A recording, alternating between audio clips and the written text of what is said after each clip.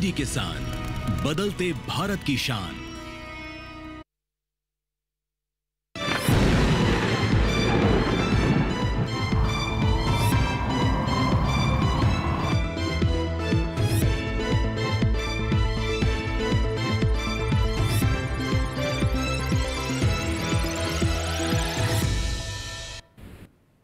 नमस्कार, आप देख रहे हैं दूरदर्शन किसान। मौसम खबर में आप सभी का स्वागत है। मौसम खबर में हम जानेंगे अगले 24 से 48 घंटों में कैसा रहने वाला है मौसम, इस बारे में आपको बताएंगे। साथ ही और बहुत कुछ खास होगा मौसम खबर में, मौसम से जुड़ा हुआ। लेकिन सबसे पहले नजर बड़ी खबर पर। आज की 5 बड़ी खबरें हमें क्या मिल रही है, चलिए शुरुआत करते हैं हिमाचल प्रदेश से। कहीं कहीं सुबह के समय घना कोहरा छाने का अंदेशा जो है वो हिमाचल प्रदेश में जताया जा रहा है। वहीं अगर हम तमिलनाडु की बात करें तो कहीं कहीं भारी बारिश के साथ तेज हवाएं चलना यहां पर संभव है। तमिलनाडु से ये हमें खबर मिल रही है। अगली जो खबर है वो केरल से मिल रही है। इक्का दुक्का जगह भारी बरसात का अनुमान केरल में जताया जा रहा है। ऐसी खबर हमें केरल से मिली। तटीय आंध्र प्रदेश से जो खबर मिल रही है, यहाँ पर कहीं कहीं बारिश की संभावना जताई जा रही है। ऐसी खबर तटीय आंध्र प्रदेश से हमें मिल रही है। और अंडमान निकोबार आइलैंड से जो खबर मिल रही है, यहाँ पर ज्यादातर हिस्सों में बारिश के आसार जताए जा रहे हैं। तो ये तो आपने देखी आज की 5 बड़ी खबरें। अब बात मौसम पूर्वानुमान की, यानी कि अगले 24 से 48 घंटों में कहाँ ज्यादा बारिश होगी, कहाँ कम बरसेंगे बादल, कैसा मौसम रहेगा। चलिए शुरुआत करते हैं, बता देते हैं। गिलगित, श्रीनगर, जम्मू कश्मीर, लेह लद्दाख में कहीं कहीं बारिश हो सकती है। उत्तराखंड में भी कहीं कहीं बारिश हो सकती है। लेकिन हिमाचल प्रदेश, पंजाब, चंडीगढ़, हरियाणा, दिल्ली, पश्चिमी उत्तर प्रदेश और पूर्वी उत्तर प्रदेश, ये वो राज्य हैं जहां पर अगले 24 से 48 घंटों में यानी 2 दिनों में बारिश नहीं होगी। तो ये वो राज्य हैं उत्तर भारत के जहां पर बारिश नहीं होगी, जो ग्रे कलर से दर्शाए गए हैं, और जो लाइट ब्लू कलर से, टर्कोइज ब्लू कलर से दर्शाए गए हैं, वहां पर कहीं कहीं बारिश हो सकती है। चलिए आगे बढ़ते हैं। अब आपको बता देते हैं बिहार, झारखंड, गांगे, पश्चिम बंगाल, ओडिशा, साथ ही पूर्वोत्तर के राज्य, यहां बारिश नहीं है। यानी कि मेघालय, असम, अरुणाचल प्रदेश, नागालैंड, मणिपुर, त्रिपुरा, मिजोरम और उप हिमालय, पश्चिम बंगाल और सिक्किम में कहीं कहीं बारिश अगले 24 से 48 घंटों में हो सकती है। अंडमान निकोबार की बात करें, अधिकतर जगह बरसात है। वहीं हम अगर आपको बताएं केरल, लक्षद्वीप, तमिलनाडु, पुडुचेरी, रायलसीमा, तटीय आंध्र प्रदेश, तो ये वो राज्य जहां कहीं कहीं बारिश हो सकती है। साथ ही भीतरी उत्तर कर्नाटक, दक्षिणी उत्तर कर्नाटक, तेलंगाना, ये तमाम वो राज्य हैं जहां पर बरसात नहीं होगी अगले 24 से 48 घंटों में। मध्य महाराष्ट्र, कोंकण, गोवा, दमन, सौराष्ट्र, कच्छ, गुजरात, पश्चिमी राजस्थान, पूर्वी राजस्थान, पश्चिमी मध्य प्रदेश, मराठवाड़ा, विदर्भ, छत्तीसगढ़ और पूर्वी मध्य प्रदेश, इन राज्यों में भी अगले 2 दिनों में बारिश नहीं है, यानी यहां बरसात नहीं होगी। तो ये आपने मौसम का पूर्वानुमान जाना। अब बात मौसम के चाल के हाल की, यानी कि पिछले 24 घंटों में कहां कहां बारिश हुई है। आप देखें मेघालय, असम, अरुणाचल प्रदेश, नागालैंड, मणिपुर, मिजोरम और त्रिपुरा, पूर्वोत्तर के इन राज्यों में पिछले 24 घंटों में बरसात दर्ज की गई, यानी अच्छी खासी बारिश हुई है। वहीं अंडमान निकोबार में भी पिछले 24 घंटों में बारिश हुई है। और अगर हम आपको दिखा दें, यहाँ पर आप देखेंगे केरल, तमिलनाडु, रायलसीमा, तटीय आंध्र प्रदेश, भीतरी दक्षिण कर्नाटक, ये वो राज्य हैं जहां पर पिछले 24 घंटों में बादल बरसा है और बारिश हुई है। बारिश दर्ज की गई है पिछले 24 घंटों में। चलिए अब हम आपको बता देते हैं मध्य महाराष्ट्र का हाल पिछले 24 घंटों में। यहां पर भी जो है पिछले 24 घंटों में बादल बरसा है, बारिश हुई है, मध्य महाराष्ट्र में दर्ज की गई है पिछले 24 घंटे में। तो ये जो हम मौसम की चाल का हाल आपको बता रहे थे, ये पिछले 24 घंटों का बता रहे थे कि पिछले 24 घंटों में बारिश की किन किन राज्यों में क्या स्थिति रही है। तो फिलहाल मौसम खबर में यहाँ वक्त होगी एक छोटे से ब्रेक का। आप कहीं मत जाइएगा, मौसम खबर लगातार जारी है। जुड़े रहिए दूरदर्शन किसान के साथ।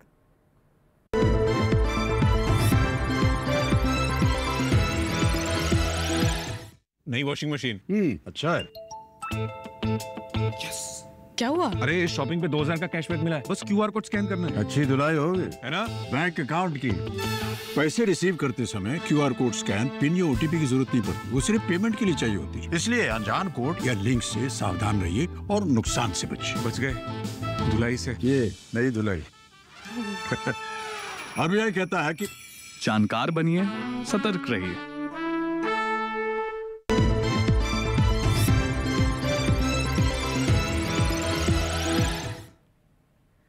स्वागत है ब्रेक के बाद आप सभी का। आप देख रहे हैं मौसम खबर, और मौसम खबर के अब इस हिस्से में हम आपको बताएंगे तापमान की स्थिति के बारे में, यानी कि अधिकतम और न्यूनतम तापमान का क्या हाल रहा है देश के विभिन्न राज्यों में, वो हम आपको बताएंगे तापमान का हाल में। शुरुआत करेंगे अधिकतम तापमान से और नजर डाल लेते हैं गिलगित, श्रीनगर, जम्मू कश्मीर, लेह लद्दाख और हिमाचल प्रदेश पे। तो यहाँ अधिकतम तापमान 5 डिग्री सेल्सियस से ज्यादा दर्ज किया गया, जो कि सामान्य की तुलना में ज्यादा रहा है। ये अधिकतम तापमान की स्थिति आप फिलहाल देख पा रहे हैं। आगे बढ़ते हैं और अब हम बात कर लेते हैं पूर्वी उत्तर प्रदेश, साथ ही पंजाब, चंडीगढ़, हरियाणा और दिल्ली के अधिकतम तापमान की। तो यहाँ पर जो अधिकतम तापमान है वो 1 से 3 डिग्री सेल्सियस सामान्य की तुलना में ज़्यादा दर्ज किया गया है। वहीं पर अगर हम पूर्वोत्तर के राज्य अरुणाचल प्रदेश की बात करें तो यहाँ पर अधिकतम तापमान जो है वो 1 से 3 डिग्री सेल्सियस कम दर्ज किया गया है, यानी अधिकतम तापमान में कमी देखी गई है। यहाँ पर बात हम करते हैं रायलसीमा और तेलंगाना की, तो आप देखेंगे कि इन राज्यों में 1 से 3 डिग्री सेल्सियस अधिकतम तापमान सामान्य की तुलना में ज़्यादा दर्ज किया गया है। वहीं हम बढ़ें और बात करें गुजरात की, तो गुजरात में अधिकतम तापमान 3 से 5 डिग्री सेल्सियस सामान्य की तुलना में ज़्यादा दर्ज किया गया है। और अब बात पश्चिमी राजस्थान और पूर्वी राजस्थान की, यहाँ पर अधिकतम तापमान 3 से 5 डिग्री सेल्सियस सामान्य की तुलना में ज़्यादा दर्ज किया गया है। गुजरात के डीसा में सबसे अधिकतम तापमान दर्ज किया गया 38.6 डिग्री सेल्सियस। तो ये आपने देखा अधिकतम तापमान। बात अब न्यूनतम तापमान की, आप देखेंगे कि श्रीनगर, जम्मू कश्मीर, गिलगित, लेह लद्दाख में 3 से 5 डिग्री सेल्सियस न्यूनतम तापमान जो है वो ज़्यादा दर्ज किया गया है, बढ़ोतरी देखी गई है, न्यूनतम तापमान में ज़्यादा दर्ज किया गया है। हिमाचल प्रदेश और उत्तराखंड की अगर हम बात करें तो आप देखेंगे कि 5 डिग्री सेल्सियस यहाँ पर न्यूनतम तापमान जो है वो ज़्यादा दर्ज किया गया है। वहीं आगे बढ़े और बात करें पंजाब, चंडीगढ़, हरियाणा और दिल्ली की, तो यहाँ पर न्यूनतम तापमान 5 डिग्री सेल्सियस जो है वो सामान्य की तुलना में ज़्यादा दर्ज किया गया है। वहीं अगर हम नज़र डालें बिहार के न्यूनतम तापमान पे, तो यहाँ पर 5 डिग्री सेल्सियस यहाँ पर भी सामान्य की तुलना में ज़्यादा दर्ज किया गया है न्यूनतम तापमान। पूर्वोत्तर के राज्य त्रिपुरा, मिजोरम, मणिपुर, नागालैंड और अरुणाचल प्रदेश, यहाँ पर 1 से 3 डिग्री सेल्सियस न्यूनतम तापमान सामान्य की तुलना में ज़्यादा दर्ज किया गया है, आप देख सकते हैं। पूर्वी मध्य प्रदेश और साथ ही पश्चिमी राजस्थान, यहाँ आप देखें न्यूनतम तापमान 5 डिग्री सेल्सियस से सामान्य की तुलना में ज़्यादा दर्ज किया गया है। बात करें सबसे न्यूनतम स्तर के तापमान की, तो दिल्ली के रिज में 14.6 डिग्री सेल्सियस सबसे न्यूनतम स्तर का तापमान रहा है। तो ये तो देखा आपने देश के जो प्रमुख शहर हैं, जो प्रमुख राज्य हैं, वहाँ का अधिकतम और न्यूनतम तापमान क्या था। अब हम देख लेते हैं कि जो बचे राज्य हैं हमारे देश के, वहाँ के तापमान की क्या स्थिति है, उस पर भी नजर डाल लेते हैं।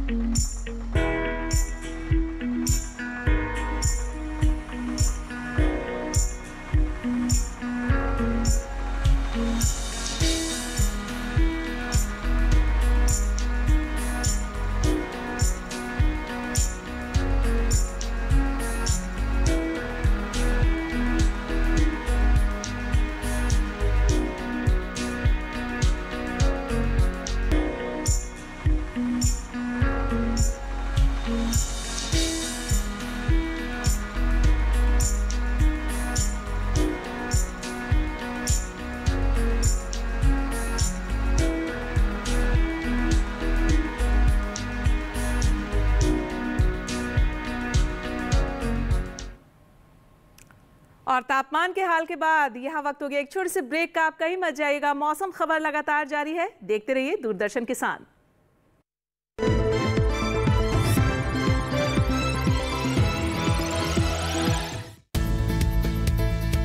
किस फसल की क्या है चाल,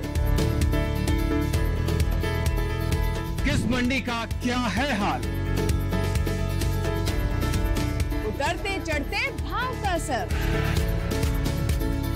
आयात निर्यात का क्या है असर, कैसा रहेगा आगे बाजार, बताएंगे मंडियों के जानकार। देखिए मंडी खबर सोमवार से शनिवार शाम 5 बजे सिर्फ दूरदर्शन किसान चैनल पर।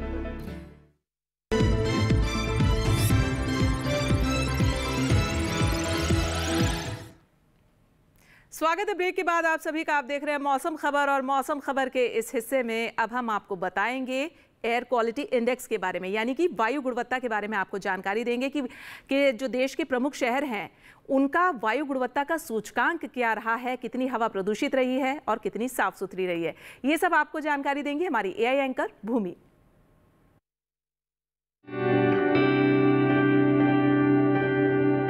अब बढ़ते हैं आगे और जानते हैं कि देश के अलग अलग शहरों में वायु की गुणवत्ता का हाल। सबसे पहले बात करते हैं पुणे की। यहाँ गुणवत्ता सूचकांक 341 दर्ज किया गया, जो खराब श्रेणी में है। मुंबई की वायु गुणवत्ता भी खराब श्रेणी में दर्ज की गई। यहाँ गुणवत्ता सूचकांक 345 दर्ज किया गया। कोलकाता में गुणवत्ता सूचकांक 225 दर्ज किया गया, जो थोड़ी खराब श्रेणी में है। अब बात करते हैं हैदराबाद की, तो यहाँ भी वायु की गुणवत्ता थोड़ी खराब रही। यहाँ गुणवत्ता सूचकांक 233 दर्ज किया गया। वहीं अहमदाबाद में भी वायु की गुणवत्ता खराब रही। यहाँ गुणवत्ता सूचकांक 315 दर्ज किया गया। बेंगलुरु में वायु गुणवत्ता सूचकांक 75 दर्ज किया गया, जो कि अच्छा है। पटना की बात करें तो यहाँ वायु गुणवत्ता खराब श्रेणी में है। यहाँ गुणवत्ता सूचकांक 389 दर्ज किया गया। वहीं लखनऊ में भी वायु गुणवत्ता खराब श्रेणी में है। यहाँ गुणवत्ता सूचकांक 394 दर्ज किया गया। कृपया अपनी सेहत का ध्यान रखें। हम फिर मिलेंगे, तब तक के लिए नमस्कार। और अब बात करते हैं पर्यटन पूर्वानुमान की, यानी पर्यटन के लिहाज से जो देश के प्रमुख पर्यटन स्थल हैं वहाँ का मौसम और तापमान कैसा रहने वाला है, वो हम आपको बताएंगे अपने सेगमेंट पर्यटन पूर्वानुमान में, जिसके जरिए आप जान पाते हैं अगर आप कहीं घूमने जाने की सोच रहे हैं तो जो प्रमुख पर्यटन स्थल हैं वहाँ का मौसम तापमान आपको पहले से पता चल जाता है। जम्मू कश्मीर के गुलमर्ग पर आप नज़र डालें। शनिवार को यहाँ पर मौसम मिला जुला रहेगा। बात करें रविवार की तो यहाँ पर बौछारें पड़ सकती है गरज चमक के साथ। सोमवार को बर्फ भी पड़ सकती है और मंगलवार को मौसम मिला जुला रहेगा। अधिकतम तापमान 12, 13, 14 डिग्री पर और न्यूनतम जो है वो 2 डिग्री से 5 डिग्री के बीच में रहेगा। तो गुलमर्ग का जो मौसम है वो ठंडा रहने वाला है। बात अब हम कर लेते हैं हिमाचल प्रदेश के मनाली की। तो मनाली में आप देखेंगे कि शनिवार को तो धूप खिली रहेगी, लेकिन रविवार को मौसम मिला जुला रहेगा। वहीं हम आगे बढ़े, सोमवार पर नजर डालें तो बारिश है। मंगलवार को मौसम फिर से मिला जुला है और अधिकतम तापमान पर आप नजर डालेंगे 20 डिग्री से 22 डिग्री के बीच में है। वहीं न्यूनतम जो है वो 7 डिग्री से 8 डिग्री के बीच में रहने वाला है। तो कुछ ऐसा मौसम तापमान रहेगा मनाली का। बारिश भी हो सकती है और मौसम मिला जुला भी रह सकता है। अब बात पंजाब के अमृतसर शहर की कर लेते हैं। शनिवार रविवार को यहाँ धुंध छाई रहेगी। सोमवार और मंगलवार को यहाँ पर चटक धूप खिली रहेगी। बात करें अधिकतम तापमान की 27 डिग्री से 28 डिग्री पर रहेगा और न्यूनतम पर आप नजर डालेंगे तो 16 डिग्री से 17 डिग्री के बीच में यहाँ का न्यूनतम तापमान रहेगा। तो अमृतसर का मौसम और तापमान जो है वो कुछ इस तरीके का रहेगा कि धूप यहाँ पर खिली रहेगी और थोड़ी धुंध भी छाई रह सकती है। बात अब उत्तर प्रदेश के लखनऊ यानी कि उत्तर प्रदेश की राजधानी की कर लेते हैं। शनिवार से लेकर मंगलवार तक यहाँ पर धुंध छाई रहेगी, थोड़े बादल भी छाए रहेंगे। साथ ही अधिकतम तापमान पर आप नजर डालेंगे तो 32 डिग्री से 33 डिग्री के बीच में रहेगा। न्यूनतम तापमान जो है वो 19 डिग्री से 20 डिग्री के बीच में बना रहेगा। तो ऐसा रहने वाला है चारों ही दिन लखनऊ का मौसम और तापमान।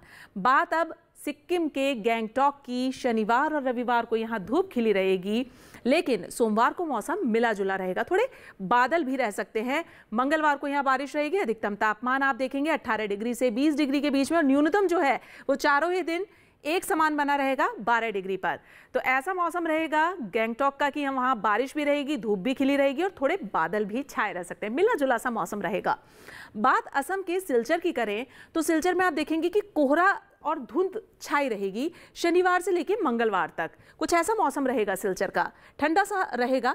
अधिकतम तापमान 31 से 32 डिग्री पर रहेगा और न्यूनतम 20 डिग्री से 21 डिग्री के बीच में रहेगा। लेकिन मौसम जो है वहाँ का वो थोड़ा धुंध छाई रहेगी, खिला खिला मौसम वहाँ का नहीं रहेगा। तो असम के सिलचर का मौसम तापमान आपने देखा कैसा रहेगा। तेलंगाना के हैदराबाद की बात करें तो शनिवार से लेकर मंगलवार तक यहाँ पर भी मौसम में धुंध छाई रहेगी और अधिकतम तापमान 31 डिग्री से 32 डिग्री के बीच में रहेगा। वहीं न्यूनतम पर आप नजर डालेंगे तो 18 डिग्री से 19 डिग्री के बीच में यहाँ का न्यूनतम तापमान रहेगा। तो हैदराबाद का मौसम और तापमान कुछ इस तरह का रहने वाला है, यानी हल्का गर्म सा रहेगा, बहुत ज़्यादा गर्मी यहाँ नहीं रहेगी। बात करें अगर केरल के कन्नूर की तो कन्नूर में चारों ही दिन आप देखें शनिवार से लेकर मंगलवार तक बारिश है, चारों ही दिन बारिश है। अधिकतम तापमान चारों ही दिन 34 डिग्री पर है और न्यूनतम चारों ही दिन 27 डिग्री पर बना हुआ है। यानी अधिकतम और न्यूनतम तापमान जो है वो एक ही समान रहने वाला है, 34 डिग्री और 27 डिग्री। और चारों ही दिन यहाँ पर कन्नूर में जो है वो बारिश रहने वाली है। तो बारिश वाला मौसम मिलेगा आपको कन्नूर में। अब हम आगे बढ़ते हैं और तमिलनाडु के कन्याकुमारी पर नजर डाल लेते हैं। तो मौसम पे सबसे पहले डालें नजर तो शनिवार को मिला जुला है, रविवार को बारिश है, सोमवार और मंगलवार को भी यहाँ का मौसम जो है वो मिला जुला रहेगा, धूप बादल कुछ ऐसा मौसम रहेगा। अधिकतम तापमान 29 डिग्री से 30 और 31 के बीच में और न्यूनतम जो है वो 23 डिग्री से 24 डिग्री के बीच में रहेगा कन्याकुमारी का। तो मौसम आपने देखा कि बारिश रहेगी लेकिन मिला जुला भी रहेगा।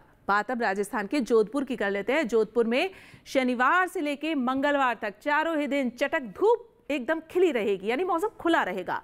बात अगर हम अधिकतम तापमान की करें 36 डिग्री से 35 डिग्री के बीच में है और न्यूनतम जो है वो 18 डिग्री से 19 डिग्री के बीच में रहेगा। तो राजस्थान के जोधपुर में जो है मौसम खिला खिला रहेगा, यानी धूप खिली रहेगी। और आपने तापमान पर नजर डाली कि कैसा तापमान जोधपुर का रहने वाला है। तो ये तो हमने जाना पर्यटन स्थलों का मौसम और तापमान। अब हम बात कर लेते हैं खेती किसानी की। तो खेती किसानी में उत्तर प्रदेश और बिहार के जो हमारे किसान भाई हैं उनके लिए क्या कुछ सलाह है, क्या कुछ खास है, ये बताएंगे हमारे एआई एंकर कृष।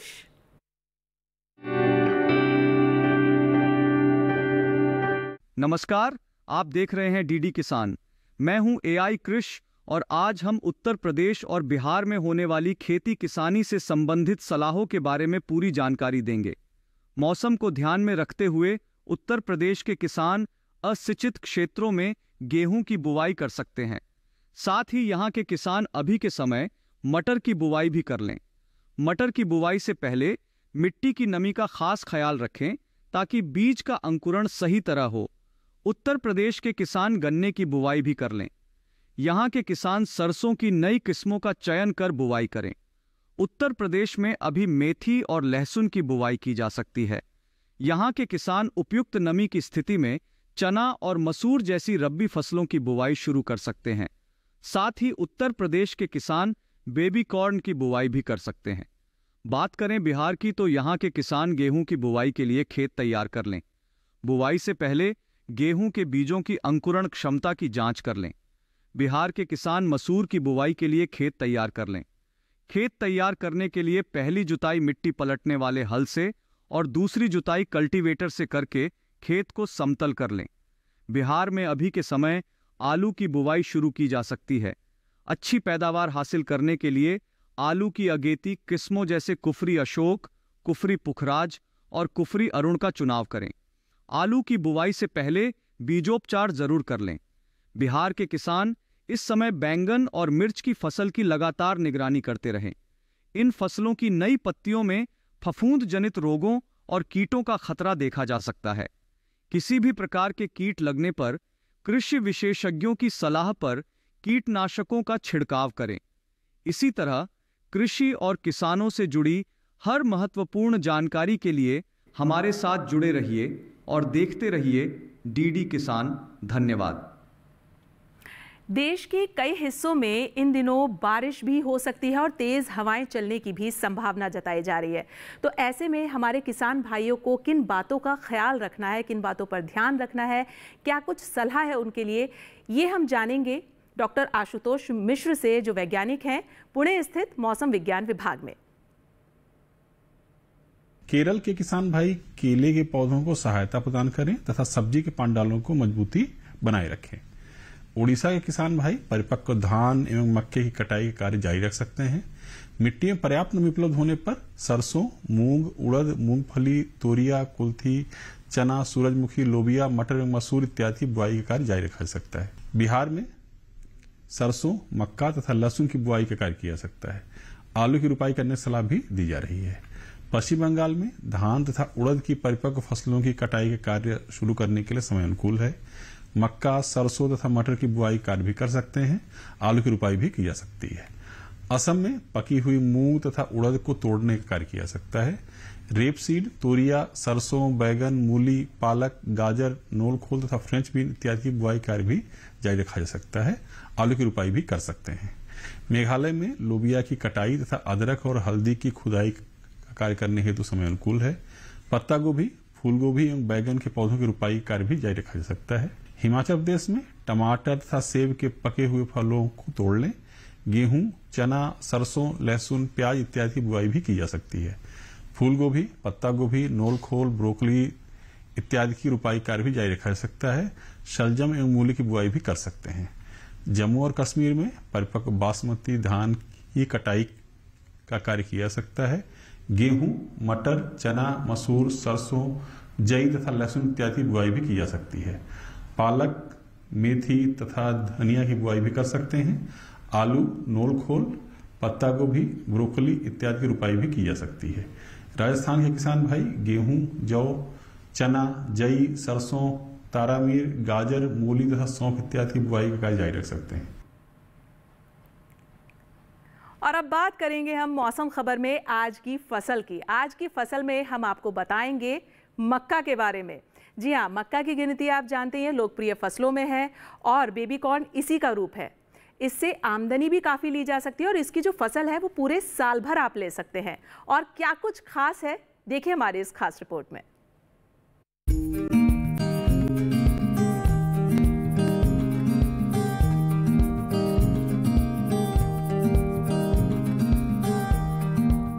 बेबी कॉर्न मक्का की कोई किस्म नहीं है, बल्कि वो अवस्था है जब भुट्टे में दाने बनने वाले हो या बनने शुरू हुए हों।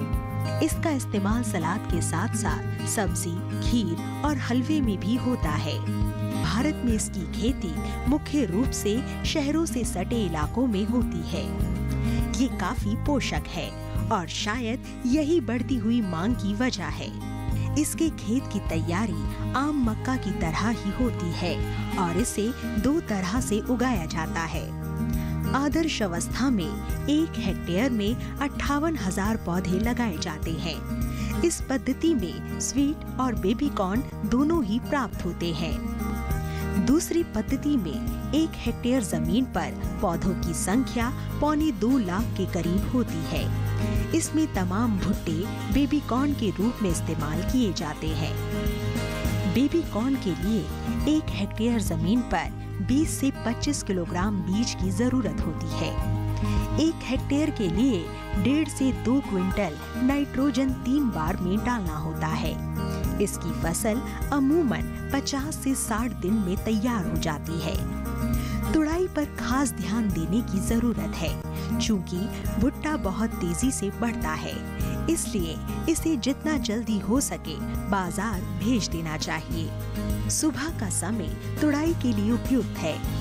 पौधों में बाल यानी झंडा निकलते ही तोड़ दें और 3 दिन में एक बार तुड़ाई कर लेनी चाहिए। इस तरह एक फसल के लिए औसतन 7 से 8 तुड़ाई पर्याप्त होती है। 1 हेक्टेयर में 15 से 19 क्विंटल तक बेबी कॉर्न हो सकते हैं। भुट्टे तोड़ने के बाद पौधों को हरे चारे के रूप में इस्तेमाल किया जा सकता है। 1 हेक्टेयर से किसान को 250 से 400 क्विंटल तक हरा चारा मिल सकता है। और आप हमारा ये प्रोग्राम मौसम खबर हमारे डीडी किसान के YouTube चैनल पर भी देख सकते हैं। उसके लिए करना आपको ये है, हम आपके QR कोड दिखा रहे हैं, आप देख सकते हैं अपने टीवी स्क्रीन पर। आपको इसे स्कैन करना है और आप डीडी किसान के YouTube चैनल पर मौसम खबर देख सकते हैं। तो फिलहाल मुझे दीजिए इजाजत, लेकिन आप देखते रहिए दूरदर्शन किसान। नमस्कार।